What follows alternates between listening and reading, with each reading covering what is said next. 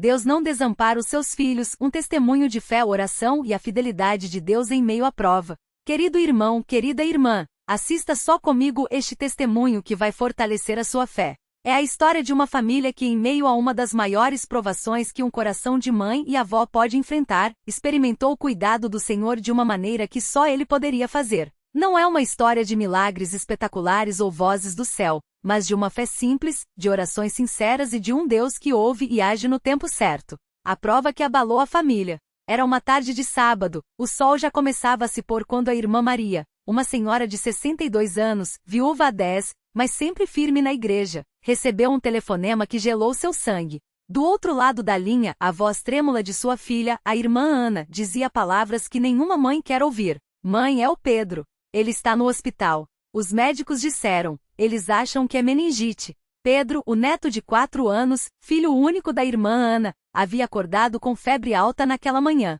Os pais pensaram que fosse apenas mais um resfriado, mas quando a febre não baixava e o menino começou a ter convulsões, correram com ele para o hospital. Os exames confirmaram o pior, meningite bacteriana, uma infecção grave que, se não tratada a tempo, poderia deixar sequelas ou, em casos extremos, levar à morte. A irmã Maria lembra que, ao desligar o telefone, suas pernas tremiam. Ela se sentou na cadeira da sala, onde costumava ler sua Bíblia pela manhã, e as lágrimas começaram a cair. Não eram lágrimas de revolta, mas de um coração apertado, daquele tipo de choro que vem quando a gente não sabe mais o que fazer, a não ser clamar a Deus. Senhor, ela orou em voz baixa com as mãos trêmulas apoiadas na Bíblia aberta, o Senhor sabe da minha dor, eu não tenho forças para isso. Mas o Senhor é meu refúgio. Não deixe que esse menino sofra. Se for da tua vontade, cura ele. Mas se não for, dá força pra gente suportar. Ela não tinha palavras bonitas, nem orações decoradas. Era só um clamor de mãe, de avó, daquele que não tem mais para onde correr a não ser para os braços do pai. A noite mais longa. Naquela noite, a irmã Maria não conseguiu dormir. Ela se ajoelhou ao lado da cama e ficou ali em oração, até que o corpo, exausto, a obrigou a deitar. Mas mesmo deitada, seu coração não descansava. Enquanto isso, no hospital, a irmã Ana e o cunhado, irmão João, velavam ao lado do leito de Pedro. Os médicos haviam dito que as próximas 24 horas seriam críticas. O menino estava sedado com tubos e aparelhos monitorando seus sinais vitais. A cada bip do monitor, o coração dos pais parecia parar. Deus, por favor, a irmã Ana orava entre lágrimas, segurredo na mão do marido. Não tira nosso filho. Nós te entregamos ele. Faz a tua vontade, mas dá um sinal, Senhor. Dá um sinal de que tu estás aqui. O irmão João, homem de poucas palavras, mas firme na fé, só conseguia repetir. Fique firme, Ana. Deus não vai nos abandonar. Eles não tinham respostas, não tinham certeza do amanhã, mas tinham uma coisa, a certeza de que Deus ouve a oração dos seus filhos. O sonho que mudou tudo. Na madrugada do segundo dia, enquanto ainda escuro lá fora, a irmã Maria adormeceu por alguns instantes, esgotada. E foi então que ela teve um sonho. No sonho, ela estava em um lugar claro, como se fosse um grande salão branco, cheio de uma luz suave. No centro havia uma mesa, e sobre a mesa, um livro aberto.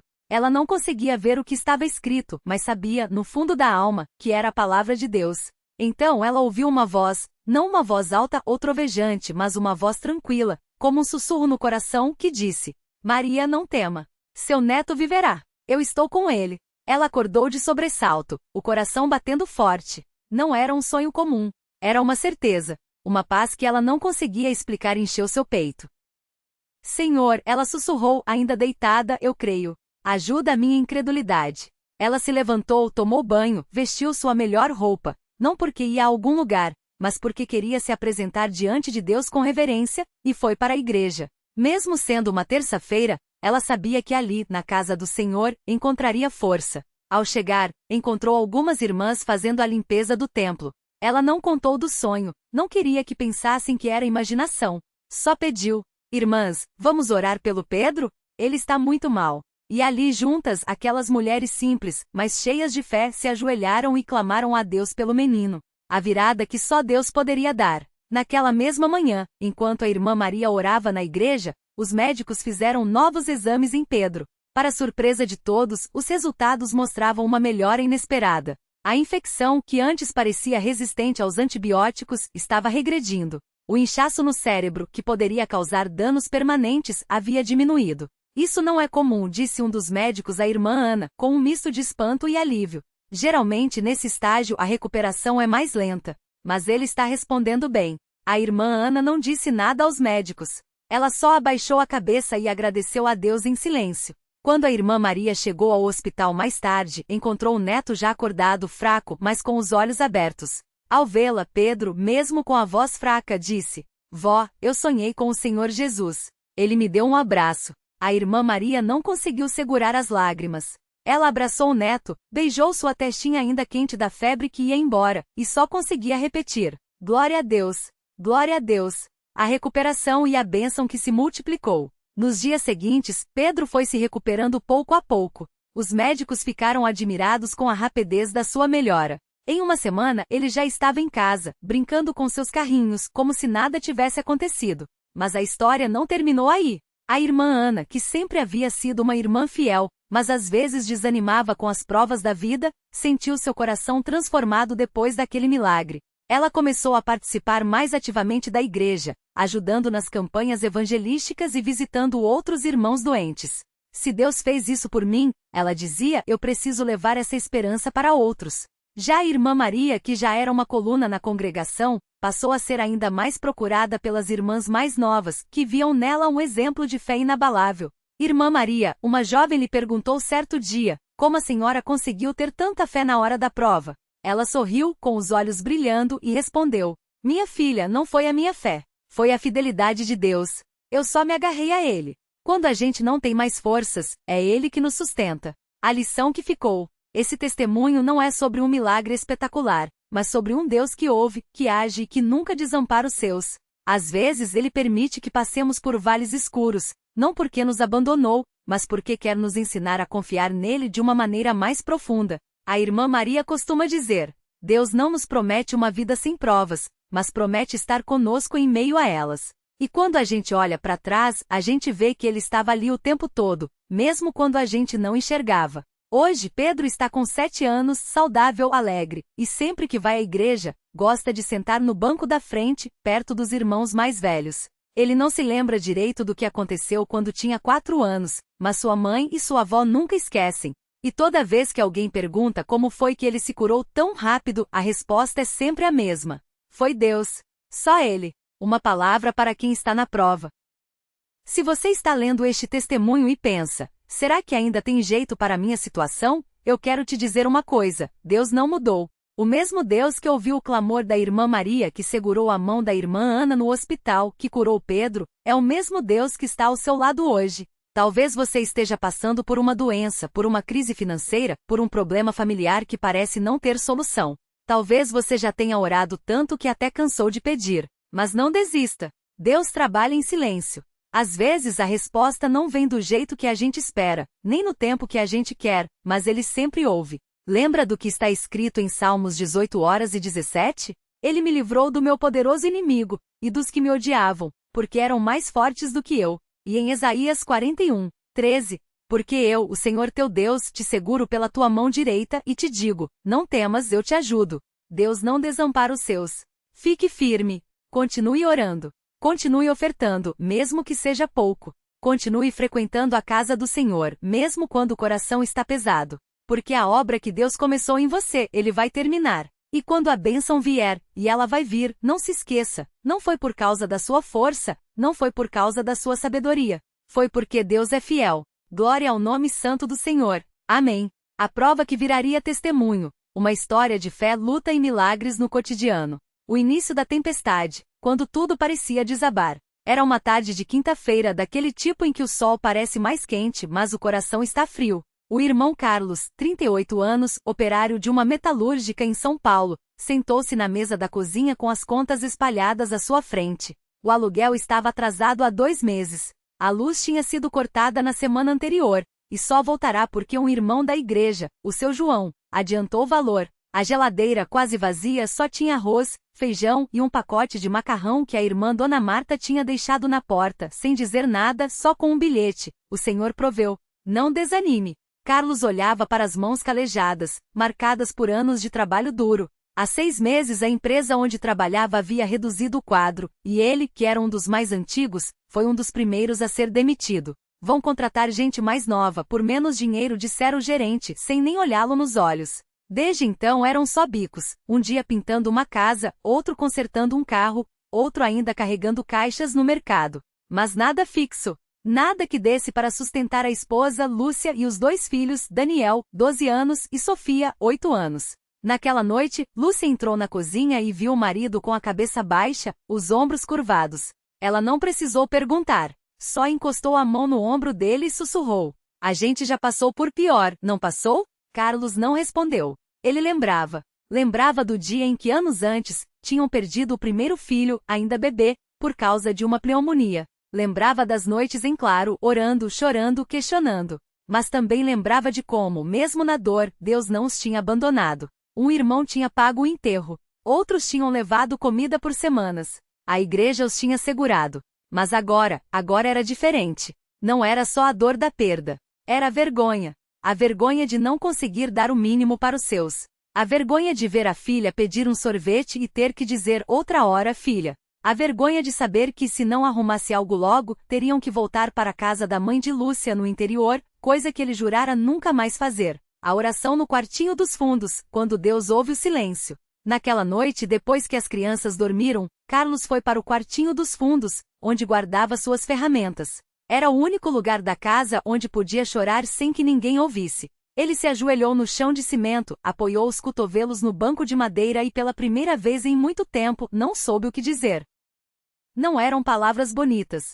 Não era uma daquelas orações cheias de Senhor, o Senhor é poderoso, o Senhor é grande. Não. Era só um homem quebrado com a voz embargada balbuciando. Deus, eu não aguento mais. Não é pela minha causa, não. É pelas crianças. É pela Lúcia. Eu não sei o que fazer. Se o Senhor não me ajudar, eu vou desistir. E então, ele chorou. Chorou como não chorava há anos. Chorou a dor, a raiva, a impotência. E no meio daquele pranto, uma lembrança veio à sua mente. A voz do cooperador Antônio, na última reunião de jovens, lendo Salmos 34, 17. Os justos clamam, e o Senhor os ouve, e os livra de todas as suas angústias. Carlos não era um homem de muitas palavras. Mas naquela noite ele creu. Não porque viu um sinal, não porque ouviu uma voz. Mas porque no fundo da sua alma, ele sabia que Deus não o tinha abandonado. E mesmo sem entender como, ele se levantou, enxugou as lágrimas e disse: amanhã eu vou na igreja. Mesmo que não tenha ônibus, eu vou. O envelope no banco da igreja, quando a providência chega sem aviso. No dia seguinte, Carlos acordou cedo. Não tinha dinheiro para passagem, então caminhou mais de 1 hora até a congregação. Chegou suado, com as roupas marcadas pelo sol, mas com o coração um pouco mais leve. Durante o culto, enquanto cantavam o hino Jesus, meu bom pastor, ele sentiu uma paz estranha. Não era alegria. Não era euforia. Era só a certeza. A certeza de que de algum jeito Deus estava no controle. No final da reunião, enquanto os irmãos se cumprimentavam, o cooperador Paulo se aproximou dele e disse: Irmão Carlos, o senhor pode vir aqui 1 minuto? Carlos seguiu até a salinha dos cooperadores. Lá, o irmão Paulo tirou um envelope branco do bolso e estendeu para ele. Isso é para você.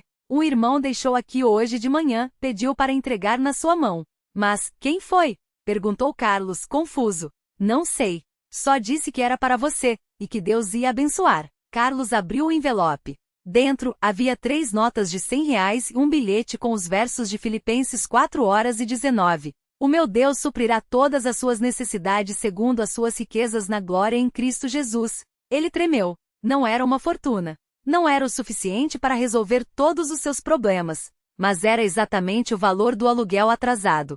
E naquele momento, foi como se Deus estivesse dizendo: eu estou aqui. Eu vejo você. A oportunidade que veio do lugar inesperado. Nos dias seguintes, Carlos continuou procurando trabalho. Um irmão da igreja, o seu Mário, dono de uma pequena oficina, o chamou para ajudar em alguns concertos. Não era um emprego fixo, mas era algo. E enquanto trabalhava, Carlos não deixou de ofertar. Mesmo com pouco, ele colocava suas moedas no cesto de ofertas, lembrando das palavras do cooperador. Deus não olha para o valor, irmão. Ele olha para o coração.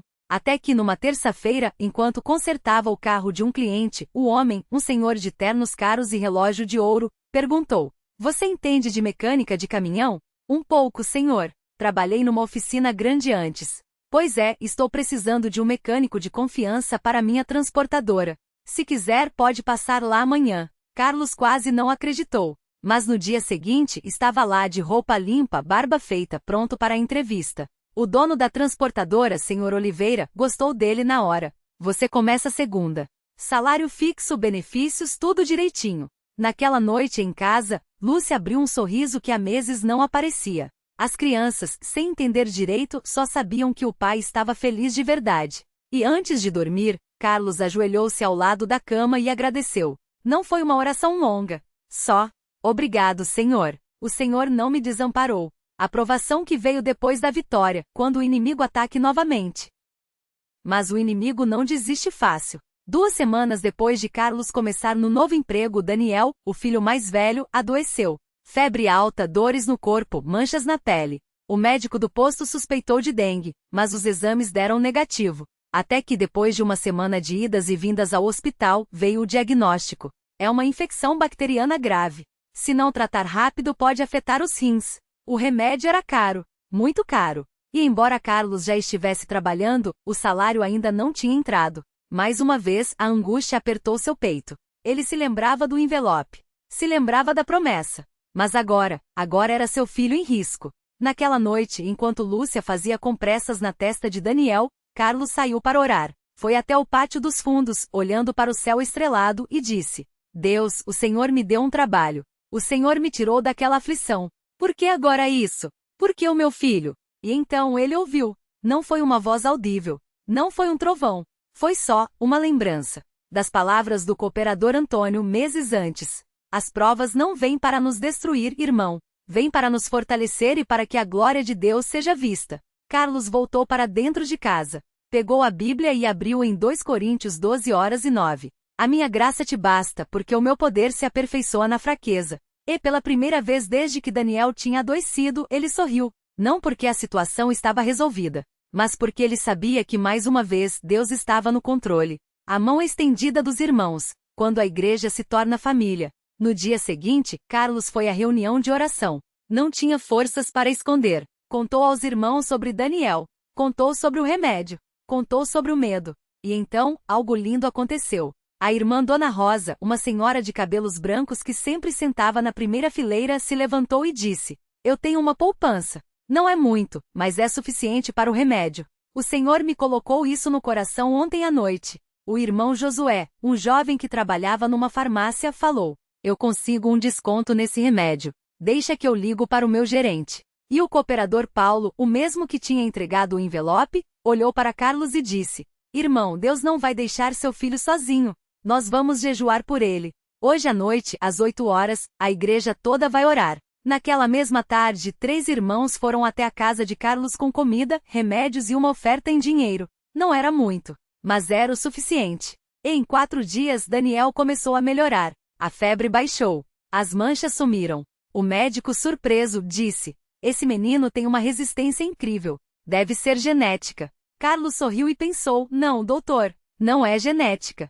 É Deus. O jovem que quase se perdia quando um testemunho salva uma alma. Mas a história não termina aqui, porque enquanto Carlos passava por tudo isso, alguém estava observando. Era o Rafael, 19 anos, filho de um casal que frequentava a igreja, mas que há anos estava afastado. Ele tinha se envolvido com drogas, más companhias, e já tinha até sido preso uma vez por furto. Sua mãe, Dona Cida, chorava todas as noites, pedindo a Deus que trouxesse seu filho de volta. Um dia, Rafael apareceu na porta da igreja. Não para entrar. Só para fumar um cigarro no pátio. Foi quando viu Carlos, agora já mais firme, ajudando a limpar os bancos antes da reunião. Por que você faz isso? Perguntou Rafael com um tom de deboche. Fazer o quê, irmão? Limpar banco, varrer chão. Você não tem coisa melhor para fazer? Carlos parou, olhou para o jovem e respondeu: Tenho. Mas isso aqui é a casa do Senhor. E tudo que a gente faz para ele vê. Rafael riu. Mas algo naqueles olhos sinceros o fez ficar. E aí, você acha que Deus vai te dar alguma coisa por causa disso? Já deu, respondeu Carlos. Ele me deu um emprego quando eu não tinha nada. Curou meu filho quando os médicos não sabiam o que fazer. E mais do que isso, ele me deu paz. Rafael ficou calado. E pela primeira vez em anos, algo dentro dele mexeu. O batismo nas águas, quando a mudança vem de dentro. Nas semanas seguintes, Rafael começou a frequentar as reuniões. Não falava muito. Só ouvia. Até que numa noite depois de um culto onde o cooperador falava sobre arrependimento e perdão, ele quebrou, chorou, confessou seus erros, pediu perdão à mãe, aos irmãos, a Deus. E no domingo seguinte ele foi batizado nas águas, em nome de Jesus Cristo, para perdão dos pecados. Quando saiu da água, Rafael sorriu. Não era um sorriso forçado. Era um sorriso de alguém que tinha sido libertado. E naquele dia, Carlos entendeu por que tinha passado por tudo aquilo. Não era só por ele. Não era só pela sua família. Era para que, através da sua fé, da sua perseverança, um jovem perdido pudesse encontrar o caminho. A lição que ficou, o que Deus ensina nas provas. Hoje Carlos continua firme. Não é rico, não é famoso, mas tem algo que o dinheiro não compra, a certeza de que Deus é fiel. Ele continua ofertando, mesmo quando parece que não tem. Ele continua frequentando a igreja, mesmo quando o corpo está cansado. Ele continua servindo, mesmo quando ninguém está olhando. E toda vez que alguém pergunta como ele conseguiu passar por tudo aquilo, ele responde com um sorriso. Não fui eu. Foi Deus. Só Ele. Uma palavra para quem está na prova hoje. Se você está lendo isso e pensa, mas a minha situação é pior, eu quero te dizer uma coisa. Deus não olha para o tamanho do problema. Ele olha para o tamanho da sua fé. Talvez você esteja desempregado, sem saber como vai pagar as contas. Doente, sem ver melhora. Sozinho, achando que ninguém se importa.